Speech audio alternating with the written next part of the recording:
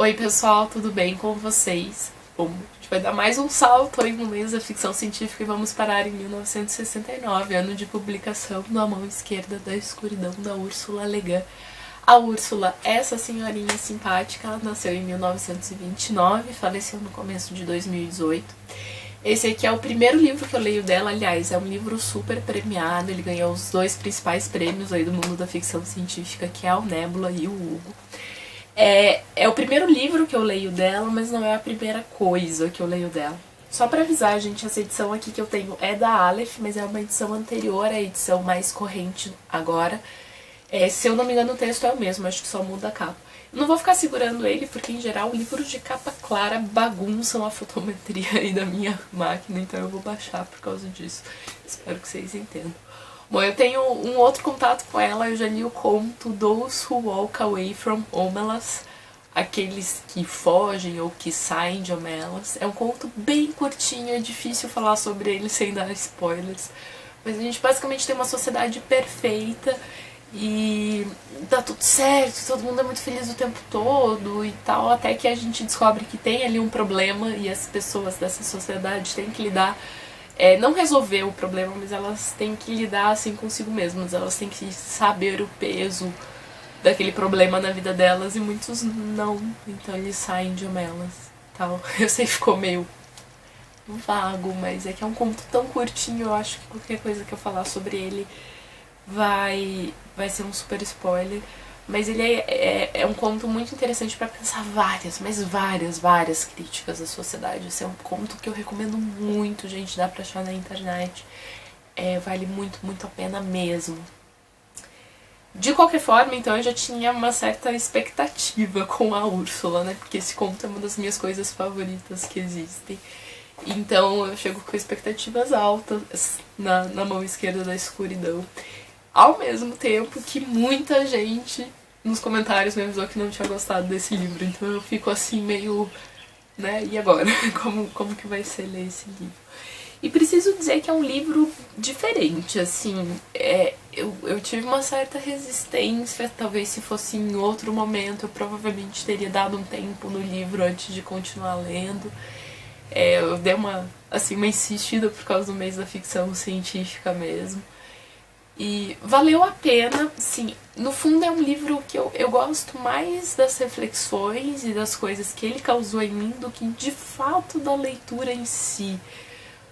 O que, bom, é uma experiência aí diferente, né, de leitura. Mas vamos lá, vamos falar um pouquinho sobre o livro então. Ele é construído em pedaços de relatos diferentes, um pouco como Drácula, mais ou menos. A gente tem relatos de um personagem, relatórios de um personagem, a gente tem alguns mitos de fundação desse país que se chama Getten, não sei exatamente como que fala. A gente tem relatos de personagens diferentes, então a gente tem esses pedacinhos diferentes de história que vão compondo. É um pouco difícil, sim, ir juntando os pedacinhos, né? Os livros de pedacinho raramente tem aquele momento que alguém explica pra gente o que tá acontecendo.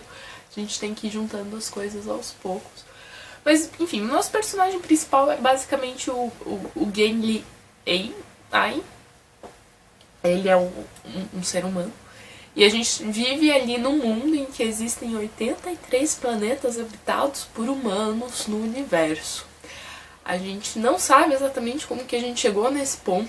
A gente tem ali alguns comentários bem en passant sobre como seria essa constituição ali de universo. Mas esse moço, ele é enviado para chegar nesse país, o Getten, que também é chamado de inverno, porque é um país muito gelado,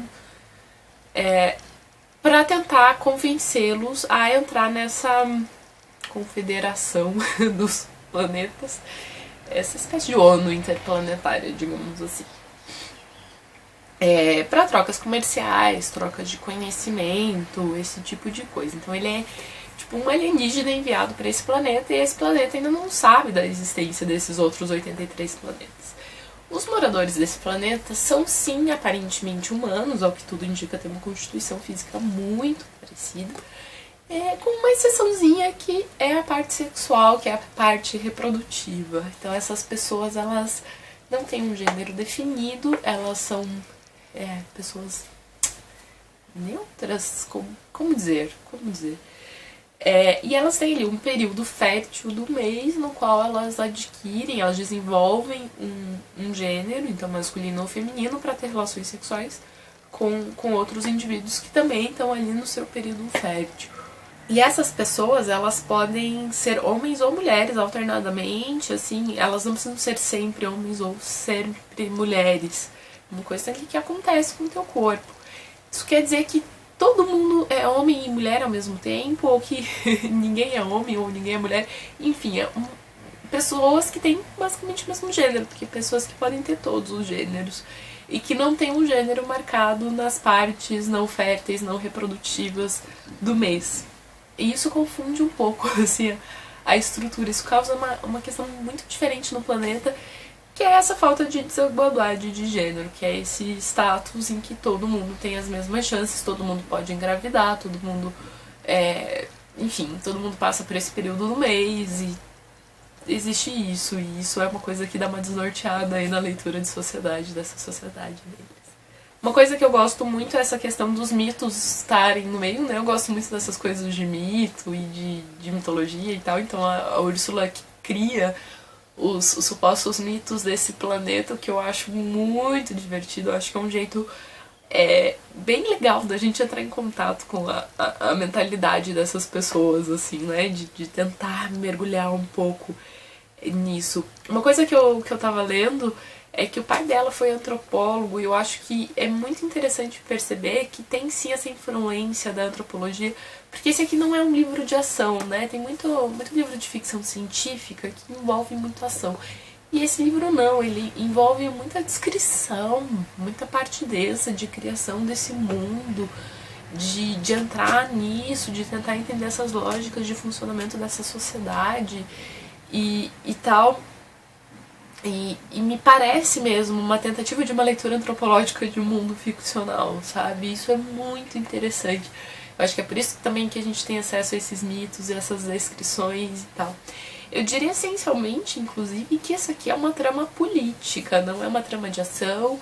É no sentido de a gente tem esse enviado que tem essa missão explícita de tentar fechar esse acordo, de tentar fazer com que esse planeta entre nessa confederação. A gente tem um outro personagem que é primeiro-ministro de um dos países, que é aliado desse cara e tenta ajudar ele de algumas formas, e daí a gente tem reviravoltas, e daí a gente conhece outro país.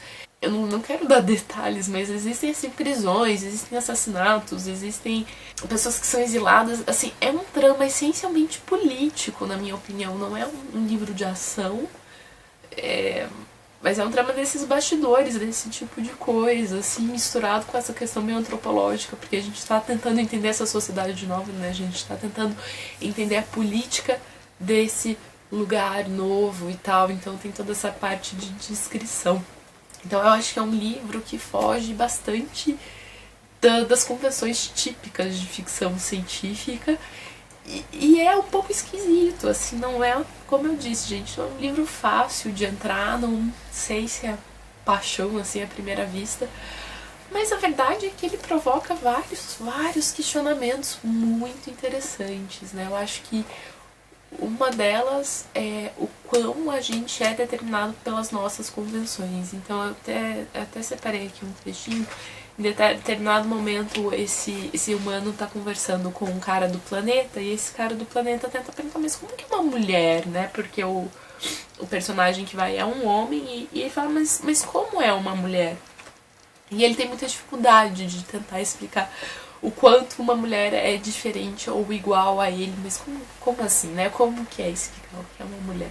E uma coisa que ele fala, assim, nessa tentativa dele de explicar isso acho que a coisa mais importante, o fator isolado de maior peso na vida de alguém é se nasceu macho ou fêmea. Na maioria das sociedades, esse fator determina as expectativas da pessoa, suas atividades, seus pontos de vista, sua ética e conduta, quase tudo. Vocabulário, usos semióticos, roupa, até comida. Enfim, daí ele vai tentando ali explicar essa coisa, e a gente se vê em comparação com esse outro planeta que não é determinado por essa diferença, é determinado por outras diferenças. Isso é muito interessante mesmo, assim. Então esse tipo de reflexão, esse personagem é um pouco mais negro do que a maioria das pessoas de Inverno. Então isso também é uma questão que é legal da gente pensar. Então como até as decisões políticas são tomadas baseadas nesses tipos de construção que a gente tem. E o livro, pra mim, assim, pra mim as coisas mais interessantes do livro são definitivamente essas. Então, pra resumir, pra mim, o enredo em si, a leitura em si não foi, assim, das mais agradáveis, mas também tá bem longe de ser das piores. Mas o que ela cutuca, o que ela critica, o que ela incomoda, eu achei que valeu a pena passar por essa parte de leitura, assim, um pouco mais densa. Eu acho que, no fim, o resultado é muito legal. Eu queria avisar também, porque eu sei que tem gente que é muito incomodada com isso, que essa edição aqui tem alguns erros de revisão, de espaço, de coisas assim. Eu não sei a edição nova, que é a que tá nas livrarias agora. Se alguém, por favor, de vocês já tiver lido e quiser comentar ali embaixo nos comentários, eu agradeço muito pra avisar o pessoal aí que talvez se interesse pelo livro. E é isso, pessoal. Eu queria saber de vocês aí, quem já leu, o que vocês acharam. Vocês são do time que ama ou odeia esse livro, porque aparentemente a coisa é meio assim. E é isso. Espero que vocês tenham gostado do vídeo e até mais. Tchau, tchau.